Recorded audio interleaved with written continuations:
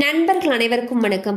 இன்னைக்கு நம்ம இந்த வீடியோல ஒன்றுக்கு மேல் வங்கி கணக்கு வைத்துள்ளவர்களுக்கு மிக முக்கிய புதிய அறிவிப்பு ஒன்று வெளியாகி இருக்கு. ஸோ அதை பத்தி தான் இப்ப நம்ம பார்க்க போறோம்.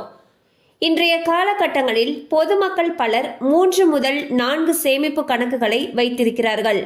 இன்னும் பலர் அதற்கு மேற்பட்ட வங்கி கணக்குகளையும் வைத்துள்ளார்கள். இந்தியாவில் ரிசர்வ் வங்கி வங்கி கணக்கு திறப்பதற்கு எந்த வரம்பும் இல்லை என்றும் வங்கி கணக்குகளின் எண்ணிக்கையில் வரம்புகள் தீர்மானிக்கவில்லை என்பதும் தான் இதற்கு முக்கிய காரணம்.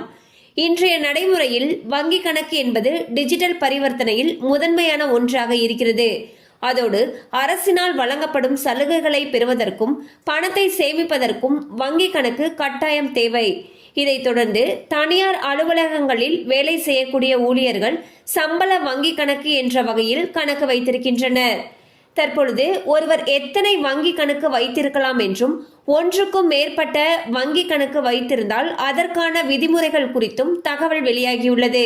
அந்த தகவலில் நீங்கள் வைத்துள்ள கணக்குகளில் சரியான பரிவர்த்தனைகள் தொடர்ந்து நடந்து கொண்டிருந்தால் எந்த பாதிப்பும் இருக்காது. ஆனால் வங்கி கணக்கு உபயோகிக்கப்படாமல் இருந்தால் உங்களுடைய கணக்கை வங்கி முடக்கிவிடும். எனவே வங்கி கணக்கை தொடர்ந்து பயன்படுத்த வேண்டும் என்று தெரிவிக்கப்பட்டுள்ளது. அத்துடன் வங்கி கணக்கில் எப்பொழுதும் குறைந்தபட்ச தொகையை வைத்திருக்க வேண்டும். அதை செய்ய தவறினால் வங்கி கணக்கு எதிர்மறையாகிவிடும். எனவே குறைந்தபட்ச தொகையை வைத்திருப்பதில் மிகவும் கவனமாக இருக்க வேண்டும். மேலும் ஒன்றுக்கு அதிகமான வங்கி கணக்குகளை வைத்திருக்கும் பொழுது அதற்கான குறைந்தபட்ச பணம், வங்கியில் இருந்து பெறப்படும் மெசேஜ் சேவைக்கான கட்டணம், டெபிட் கார்டு கட்டணம் போன்றவற்றை நீங்கள் கட்ட வேண்டியிருக்கும்.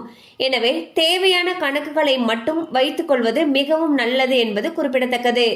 ஸோ பாத்தீங்கன்னா ஒன்றுக்கு மேற்பட்ட வங்கி கணக்குகள் இருக்கு அப்படிங்கிற பட்சத்துல நம்ம எல்லா அக்கௌண்ட்லயுமே மினிமம் பேலன்ஸ் கண்டிப்பா மெயின்டைன் பண்ணணும்னு சொல்லியிருக்காங்க. அண்ட் பரிவர்த்தனைகளும் மேற்கொள்ளணும்னு சொல்லியிருக்காங்க. மினிமம் பேலன்ஸ் இல்லாம எந்த ஒரு வங்கி பரிவர்த்தனைகளையுமே நம்ம செய்யல அப்படிங்கிற பட்சத்துல அந்த வங்கி கணக்கானது முடக்கப்படும்னு சொல்லியிருக்காங்க. ஸோ உங்களுக்கு எந்த வங்கி கணக்கு தேவையோ அதை மட்டும் பயன்படுத்திக்கோங்க. கண்டிப்பா இந்த அப்டேட் உங்களுக்கு பயனுள்ளதாக இருந்திருக்கும் நம்புறோம். மேலும் இது போல அப்டேட்ஸ் உங்களை உடனே ரீச் ஆகணும்னு நினைச்சீங்கன்னா நம்ம சேனலோட தொடர்ந்து இணைந்திருங்க.